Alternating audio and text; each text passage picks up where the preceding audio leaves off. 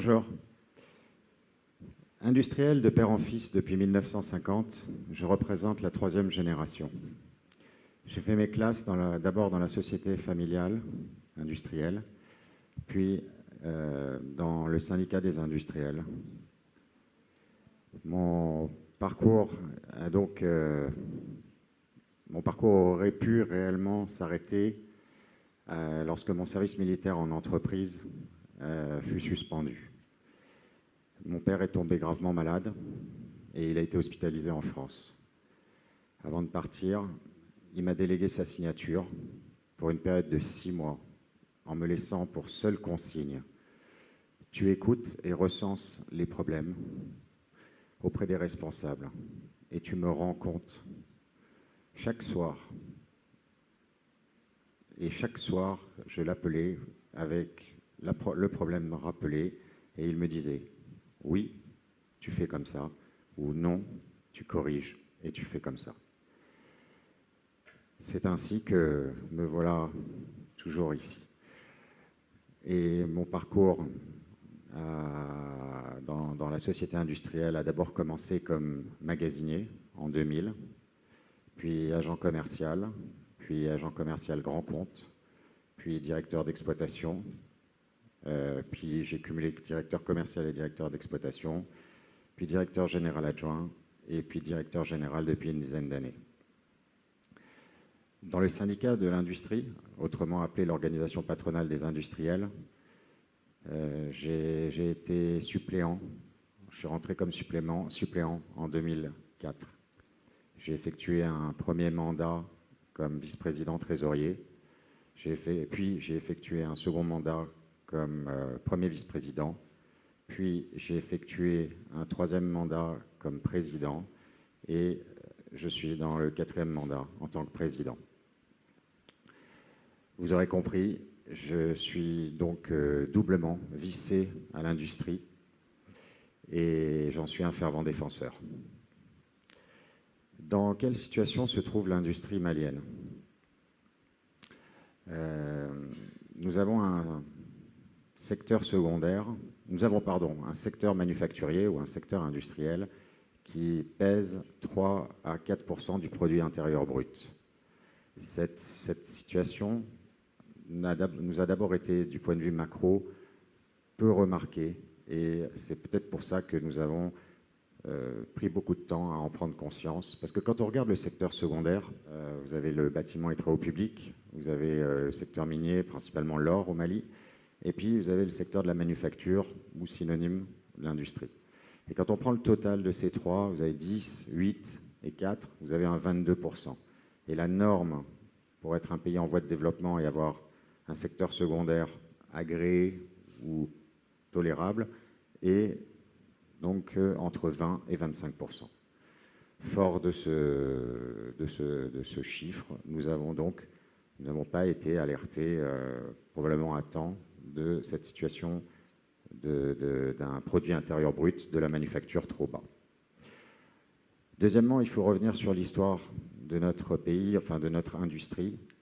Nous avons commencé par une industrie publique et nous avons transféré l'industrie du public vers le secteur privé à partir des années 80. Sauf que le transfert n'a pas été fait sous une bonne forme. Ça a plutôt été un abandon. Et cela, nous l'avons après encore davantage enfoncé lorsque nous sommes rentrés dans le marché commun à partir des années 2000. Et donc que nous avons intégré les réseaux, enfin le premier réseau qui était celui de l'UMOA. Et là, vous savez, c'est comme au sport. Quand vous faites boxer un joueur de 50 kg contre des joueurs de 100 kg, il n'y a pas match. Donc du point de vue des règles internationales d'arbitrage, on avait un match qui n'était pas fort équitable. Puis est arrivée la montée en puissance progressive de la concurrence déloyale et le développement extraordinaire du secteur de l'informel. Vous savez, produire, c'est produire, importer, c'est importer. Mais franchement, importer, c'est beaucoup plus facile que produire.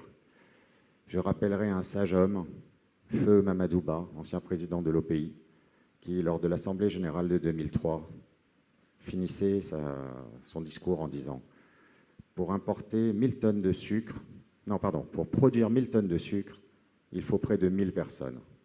Mais pour importer 1000 tonnes de sucre, il faut 2 personnes, un trader et un magasinier. » Donc, voilà la photo. Notre pays a connu, pour son secteur industriel, une forte désindustrialisation. Quelles en ont été les conséquences? Nous sommes le premier pays importateur de biens manufacturés. On est leader. On a une palme d'or dans la sous-région. On est le premier pays importateur de biens manufacturés ou de biens tout court. Ça fait de nous le premier importateur de chômeurs. Nous avons une super casquette. Nous sommes le premier importateur de chômeurs. Et il y en a une deuxième, c'est que nous sommes des super créateurs, développeurs d'emplois chez nos voisins, principalement côtiers. Alors j'adore la mer, mais franchement, je préfère le fleuve. Donc j'aurais vraiment plaisir à que ce ne soit pas cette première perspective-là qui en est résultée. Deuxième phénomène marquant, nous sommes le pays des paradoxes industriels. Nous sommes le premier producteur de coton d'Afrique de l'Ouest. Eh bien, nous avons 2% de ce coton qui est transformé, et encore, quand je dis 2%, la tendance est plutôt baissière. Nous sommes le premier cheptel d'Afrique de l'Ouest. On en est fiers. Eh bien, nous sommes le premier importateur de lait en poudre de toute la sous-région. Avec ce beau cheptel également, dont nous sommes très fiers, nous sommes le premier exportateur de viande sur pattes. Donc, vous voyez, nous venons de perdre l'industrie laitière, l'industrie de la viande, l'industrie de la peau et l'industrie du cuir. L'or, troisième producteur d'or d'Afrique. 1% de l'or est raffiné au Mali. 1%. Autre paradoxe macro, mais nous avons 2 fleuves magnifiques. Et pourtant, la capacité de production énergétique, elle est de 200 MW, 250 MW, alors que le besoin minimum aujourd'hui pour le Mali est de 500 MW. Je finirai par cette anecdote, si ça peut s'appeler une anecdote. Bamako, notre capitale, est un champignon. Nous comptons plus de 1000 immeubles. L'investissement pour faire un immeuble et l'investissement pour faire une unité industrielle significative est à peu près le même. Il faut compter à peu près le même budget. Sauf qu'un immeuble, vous créez de l'emploi uniquement au moment où vous créez cette industrie. C'est à ce moment-là que vous créez l'immeuble. Eh ben, c'est à ce moment-là que vous créez cet emploi, c'est le temps du chantier. Eh ben, non, une industrie, vous allez avoir le même emploi au moment de la création de cette industrie, mais après, vous allez maintenir cet emploi tous les jours, toutes les semaines, tous les mois, tous les ans, et sur une période qu'on souhaite infinie. Par conséquent, eh ben, je préférerais qu'il y ait 1000 industries que 1000 immeubles. Elle se manifeste également par un chiffre que j'ai oublié de citer. Nous avons une balance commerciale déficitaire de 400 milliards de francs CFA. Le chiffre vaut la peine d'être rappelé, et ce chiffre est permanent et récurrent. Or, je vais citer une autre citation, celle de Abraham Lincoln, qui en 1863 disait « Lorsqu'on achète un bien à l'étranger, on achète un bien et l'étranger a l'argent. Mais lorsqu'on achète un bien chez soi, on a le bien et l'argent. » Donc ça s'appelle le patriotisme économique. Et c'est une valeur que j'aimerais que nous puissions cultiver, parce qu'elle est belle et on a vu où ça a conduit les États-Unis. Donc, sans transition, Comment nous pourrions inverser la tendance? Il faudrait faire travailler les usines et le parc des usines industrielles maliennes en 3-8. La particularité de l'industrie, c'est de pouvoir travailler 24 heures sur 24. Nous travaillons aujourd'hui majoritairement en 1-8, donc c'est-à-dire un quart de 8 heures au lieu de 3 quarts qui font 24 heures sur 24. Cette équation, elle est permise et elle est possible. Pour ça, il faut remplir le carnet de commandes des industries. Et pour ça, il est souhaitable, en effet, qu'ils puissent se lier, se nouer un partenariat intellectuel et de solidarité, de citoyenneté, de façon à ce que ce potentiel industriel puisse être utilisé au maximum de sa capacité.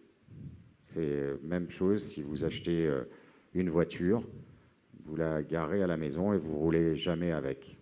C'est dommage, vous avez gaspillé. Donc vous avez cette voiture, utilisez-la au maximum de ses potentialités, faites-la tourner au maximum de ses potentialités. La deuxième chose très très importante, c'est la commande publique. Parce que oui, pardon, je reviens sur les 3-8. Quand on travaille 24 heures sur 24 et en 3-8, il y a un effet bénéfique que j'ai oublié de citer, c'est celui de l'emploi.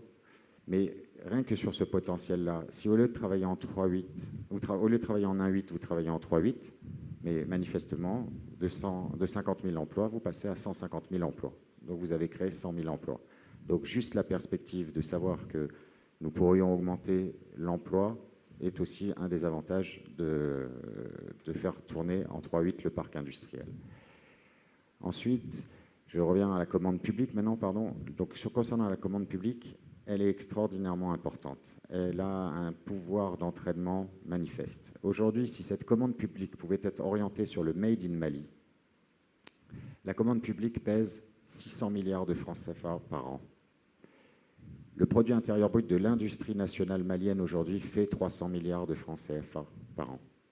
Si vous arriviez à récupérer que 50% de cette commande publique sur le Made in Mali, ça doublerait le produit intérieur brut national. Donc on passerait manifestement d'une population de 50 000 emplois à une population de 100 000 emplois dans le parc industriel. Donc avec les 100 000 tout à l'heure en travaillant en 3-8, les 50 000 en récoltant une commande publique orientée vers le Made in Mali, nous sommes déjà à 150 000 emplois créés. Et je ne parle pas de redémarrer le nombre d'industries à l'arrêt qui sont évaluées à peu près à une centaine d'unités industrielles qui ont fait faillite ces 10 dernières années et qui sont là, que nous pourrions redémarrer. Troisième, et je m'arrêterai là, solution, orienter l'aide des bailleurs de fonds vers le secteur industriel. Aujourd'hui, l'aide des PTF, partenaires techniques et financiers, est développée par l'aide budgétaire directement vers l'État et l'aide projet directement envoyée vers les ONG. Il faudrait créer une troisième catégorie, l'aide vers l'industrie.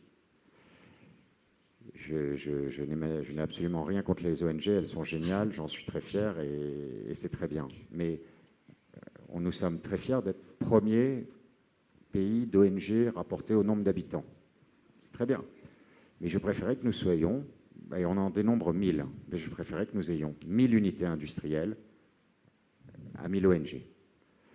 Par conséquent, pour vraiment terminer mon propos sur orienter l'aide budgétaire vers les PTF, les partenaires, vers l'industrie, j'opposerai au partenariat public-privé, qu'on appelle communément les 3 P, la politique des 4 P, donc le partenariat public-privé-PTF.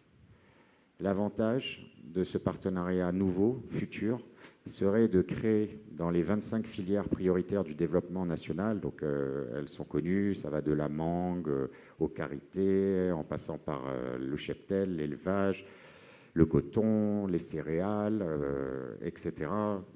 Mes prédécesseurs ont cité tout le potentiel agricole et l'importance. Donc si dans ces 25 filières prioritaires du développement national, nous pouvions créer ces fameuses industries locomotives en 4P, nous aurions l'État dedans pour la partie représentant le foncier, nous aurions le privé dedans pour la partie management, gouvernance et pérennité, et nous aurions les PTF pour la partie structuration, assistance technique, financement.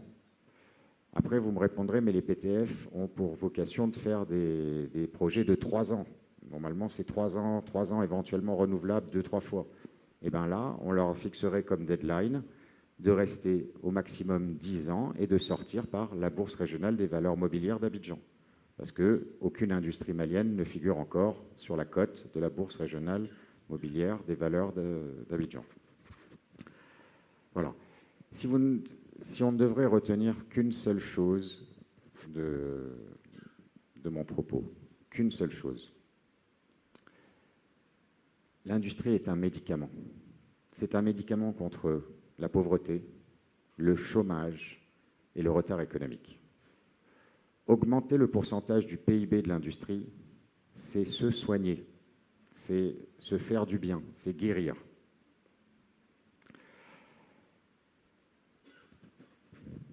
Quand vous allez aller sur Internet et que vous allez consulter Monsieur Google ou Madame Wikipédia, tapez un pays développé et vous verrez la réponse.